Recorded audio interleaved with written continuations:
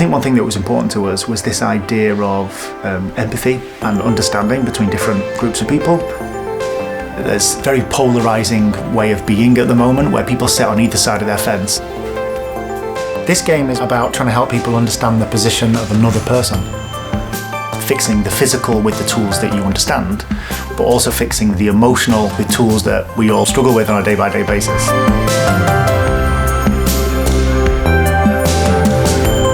The objects that you repair are mostly from the 80s and 90s. We use nostalgia to make people relate to things that they might have given up on. And when I talk about that, I don't only mean old objects, but also your relationships.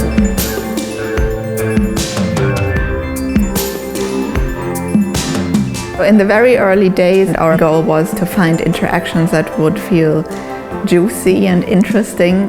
It's all about playing around with these objects that you know from real life, but that just feel a little bit better in the game. An idealized version of the object. It's not exactly the object. It's just the best version that you could remember. The player is Maria, who's a restless young woman who fixes things out of her parents' antique shop. One day, a battered old suitcase comes into the shop. It's got scratches and bumps all over it. So she decides to pack all of her belongings into this suitcase and go on a new adventure. In the game, we explore two different relationships, one between a father and a daughter, and one between two sisters who couldn't be more different.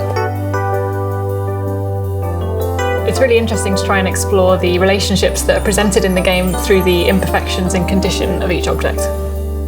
As Maria, you're asking a lot of questions about the objects that you're being presented with. How were they broken? Were they broken deliberately? There's always a link between what we're doing as players, how we're interacting with these objects, the ways that we can bring them back to life, and the actual stories of the characters themselves and the relationships that they're trying to bring back together. There's a saying that one man's trash is another man's treasure. And to a certain extent, I think that feeling that we're exploring. Some of the objects that are presented in the game are really run-of-the-mill, they're really everyday, but the importance that they hold in the stories of the characters is actually quite profound. So you'll have things like the cassette deck, which everyone will have had cassette decks, but the fact that this one is the only way that a young girl can hear the voice of her mother again is really important. There is a version of this game that could have been, 100 levels long and it could just be circuitry. It always ends up being a lot more meaning, but much shorter than the very functional one that we could have made. And oftentimes it comes down to wanting to leave memories with people, kind of like the objects. They've left people with lasting memories, and our hope is that we can make a game that leaves the players with lasting memories as well.